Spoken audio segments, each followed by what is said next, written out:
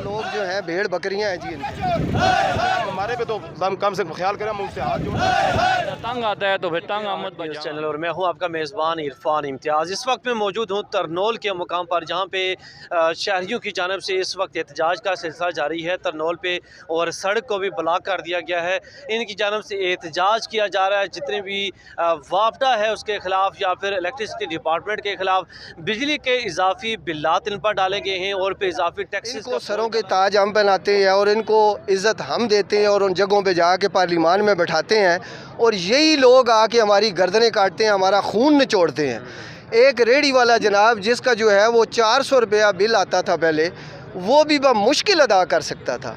अब हालत ये है कि वो 400 बिल बढ़ के 40,000 रुपये तक चला गया, और प्राइम मिनिस्टर बैठा हुआ है और उसके माथे पे जूं तक नहीं रेंग रही, इसलिए कि उन्हें तो पता है कि हमारे बाल बच्चे जो हैं वो जहाँ पे पढ़ रहे हैं वो आसाइशों में हैं।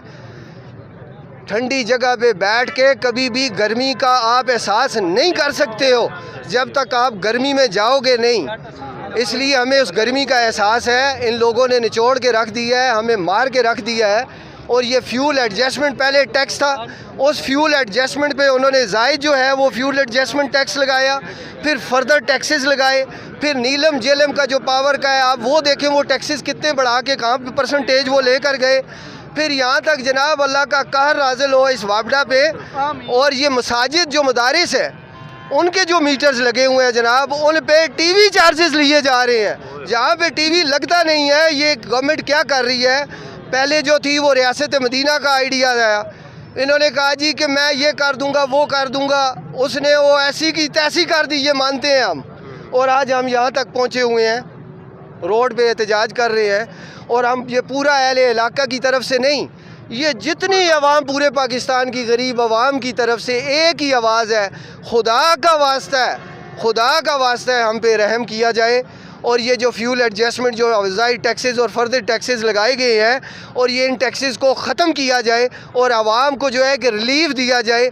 एक महंगाई जो इंसान अपने किचन का जो है वो ख़र्चा पूरा नहीं कर सकता, वो बिजली का बिल कैसे पे करेगा। जो 2,000 रुपये में घर को पूरा करने वाला इंसान, एक रेहड़ी वाला, वो 20,000 टैक्स कैसे देगा।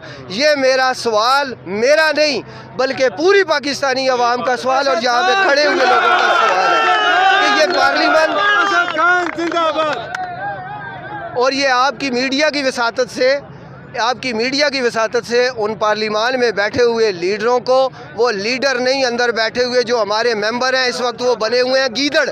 उन गीदड़ों को ये कहते हैं कि आप फिर भी आओगे हमारे दरमियान में, और खुदा की कसम आपकी इतनी इज्जत करेंगे कि जिस तरह आज हम मजबूर हुए हैं, बाइज़्ज़त लोग, सफ़ेद पोश लोग आज लोगों पे रोडों पे आके खड़े हुए हैं, आप भी उसी तरह अपने लिए अपनी तैयारी करके हमारे पास आना, इस तरह मत आना। कमर्शियल बिल्स हैं या नॉन कमर्शियल का भी यही सिस्टम?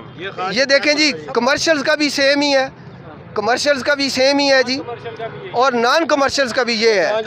हमें जो है ये देख लें, अब ये थोड़ी सी तफसील आप सुन लें, अब ये थोड़ी सी तफसील आप सुन लें। ये बिल ज़रा दिखाएं, ये 54,329 रुपीज़, 54,000 इनका बिल आया हुआ है एक मंथ का। ये जी जी, एक मंथ का जो इनका बिल है 54,000 बिल्कुल भी नॉन अफोर्डेबल है। और ख़ास करके जो मुलाजम तबका है वो कैसे इस चीज़ को पूरा करेंगे। तो इसके अलावा बिल आप दिखा सकते हैं कौन से? तो ये बिल जी ये चेक कर लें, ये 52,000 कुछ का आया है जी इस गरीब। ये कमर्शियल बिल है 52,000। ये non commercial, non commercial bill है एक महीने के ये। हाँ जी, और सिंगल फेस जी। अच्छा, सिंगल फेस है, नॉन कमर्शियल बिल है 52,000 बिल आया हुआ है, और नॉन कमर्शियल है घर का बिल है ये सिंगल फेस बिल है जी जिनकी ये आ रही है। अगर कमर्शियल होते तो आप ये सोच लें कि उनके साथ क्या जुल्म हुआ होगा। ये जो है सिंगल फेस है, 3 फेस का बिल ही नहीं है जनाब, और ये हालत हुई है जी। ये बिल जो है, ये सब गरीब लोग जिनके 200-200, 300-300 रुपया बिल आते थे, आज वो देखें, ये एक बंदा है, ये रक्षा चलाने वाला है, इसका 200 रुपया 300 रुपया बिल आता था, आज वो 8,000 रुपये कैसे करेगा। वो रो रहा है जनाब, वो रो रहा है जनाब। ये जितने लोग हैं सब परेशान है जी। हर बिल जो है ना बहुत बड़ा आया हुआ है।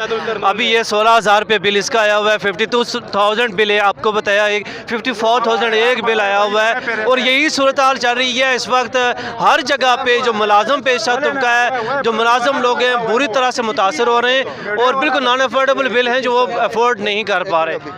अभी जनाब आपने ये सारे देखे, आपने सिर्फ 1 से 2 बिल देखे हैं। आपके पास ये जितने लोग मुतासरीन खड़े हैं, ये ऐसे लोग हैं जिनका 1500 2000 बिल आता है, वो 20-20 50-50 हज़ार को क्रॉस करके ये जितने बिल हैं सर, ये 20,000 से ऊपर है। मैं हुकूमत वक्त से ये सवाल करता हूँ कि ये अवाम ही पाकिस्तान को बनाती है, ये अवाम ही कुर्बानियाँ देती आ रही है, ये अवाम को ही आप निचोड़ रहे हो।